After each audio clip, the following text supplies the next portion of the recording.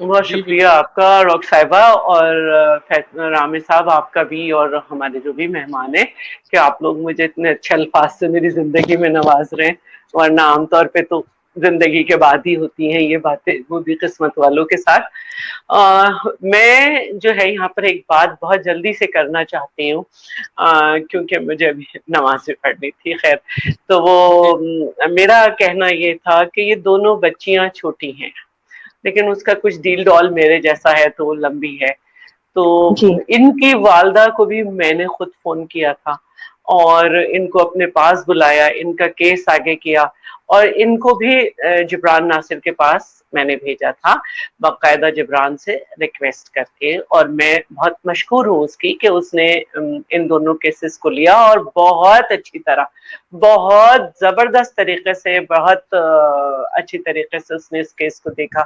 اچھا، جی نمرا کے معاملے میں ہمیں بدقسمتی یہ ہوئی تھی کہ فیصل رامے اور ان کا جو گروپ ہے علی بدر کا، یہ وہاں تک ایکسس نہیں ہو رہا تھا۔ دعا کے معاملے میں ان کا ایکسس ہوا۔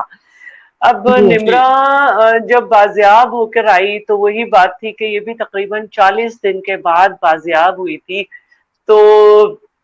نمرا نے کہا کہ بھئی میں اپنی مرضی سے گئی ہوں، اور اس کے بعد اس نے بہت زیادہ یہ بھی کیا کہ میری ایج کرائی جائے، اور ایج تو آپ کو پتہ ہی ان کیسز میں آئی جاتی ہے،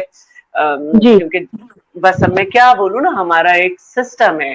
تو ہوں نمرا کی والدہ اور والد جو ہیں، خاص طور پر والد، ان کا بہت برا حال تھا، اور وہ بات بھی نہیں کر رہے تھے۔ پھر ہم باقاعدہ ہمارے ہاں کاؤنسلنگ کی جاتی ہے، جس پہ کچھ لوگ بہت اعتراض کر رہے تھے بیٹھ کے، ہم نے جی ان بالکل کے والدین کی، کیونکہ سب سے پہلے ان کیسز میں والدین کی کاؤنسلنگ ہوتی ہے کہ بالکل آپ کی بچی جو ہے، چاہے وہ 18 سال سے کم ہے یا 18 سال سے زیادہ ہے، لیکن اس جی طرح سے اگر کوئی لے گیا ہے تو اس کا مطلب ہے کہ وہ غلط ہاتھوں میں ہے، اور ان کا یہ رائٹ ہے کہ ان کو بلوائیں اور اس کے بعد عدالت میں اس کو دیکھیں۔ تو ان کیسز سے ہم نے بہت کچھ سیکھا، کیونکہ اس سے پہلے آرزو راجہ کیس میں اور مختلف کیسز میں، کیونکہ ان کے نام بہت ہائی لائٹ ہوئے تھے، کویتا کماری میں، انجلی میں، یہ ہوا تھا کہ جیسے ہی یہ بازیاب ہوئی، انہوں نے حسب معمول بچیوں نے کہا کہ وہ اپنی مرضی سے گئے تھے،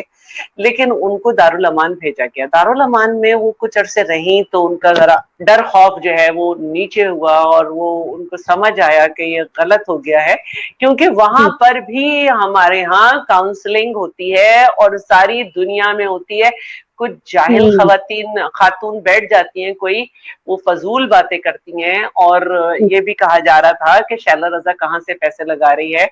تو بی بی ہوں یہ چاروں صوبوں میں گورنمنٹ آف سندھ، گورنمنٹ جو ہوتی ہے صوبائی، اس میں جو ویمن ڈیولپمنٹ ڈپارٹمنٹ ہے، اس کا یہ کام ہے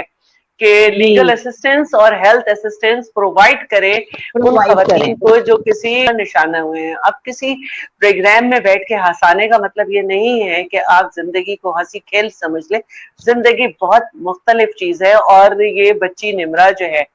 جب میں اس سے ملنے دارالامان پہنچی تو جی 7ویں آسمان پہ اڑ رہی تھی یہ۔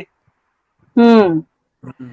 تو بالکل. میں نے بالکل اس کو بس اس کی بات سنی، اور میں نے کہا اوکے بیٹا جاؤ،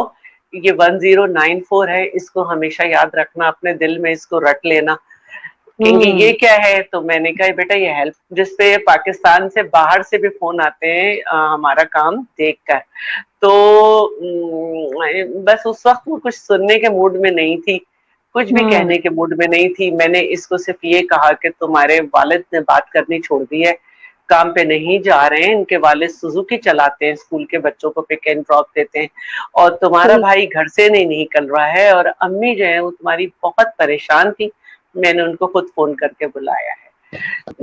بس کیونکہ یہ 7ویں آسمان پہ تھی تو اس سے زیادہ میں نے اس سے کوئی بات نہیں کی۔ لیکن آپ ہوں یہ دیکھیے کہ جو لوگ اس طرح سے لے جاتے ہیں بچیوں کو، وہ ان جی کے اذہان جو ہیں کس طرح گریپ کرتے ہیں کہ اس نے شاید کورٹ میں میرا نام لیا کہ میں نے اس کو پتہ نہیں کیا کیا، جی اور کورٹ میں ایک رو چل پڑی تھی، کوئی اسٹیٹ آف مائنڈ تھا، کیونکہ یہ فیصلے آ چکے ہیں تو فیصلے عوام کی پراپرٹی ہوتے ہیں۔ مجھے ایسا لگا لوگوں کی بیٹیاں نہیں ہیں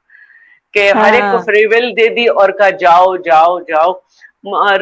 ہمیں پتا تھا جب نمرا کا کیس لڑا جا رہا تھا تو بظاہر تو بہت اچھے بن کے لوگ آئے ہوئے تھے، ماڈ بن کے لوگ آئے ہوئے جی تھے، لیکن ہمارے پاس ایک گفتگو آ گئی، اور وہ گفتگو یہ تھی کہ توبہ ہے، جیسے دعا کے والدین لگے ہیں نا ایسے اس کے لگے تو ہم ان سے پیچھا چھڑا لیں، بڑا خراب ہے یہ، ہم نے کیوں ان کو ہماری لڑکی ہمارے پاس ہی آ گئی. جبکہ نمرا کے والدین کا کہنا تھا کہ جہاں سے نمرا بازیاب ہوئی وہاں پہ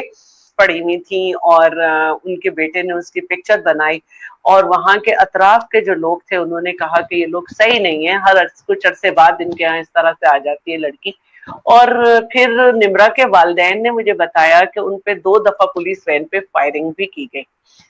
پھر یہ دارالامان میں تھی، بہرحال چلی گئی. اس کی والدہ بہت پریشان تھی، ڈبل مائنڈیڈ تھی،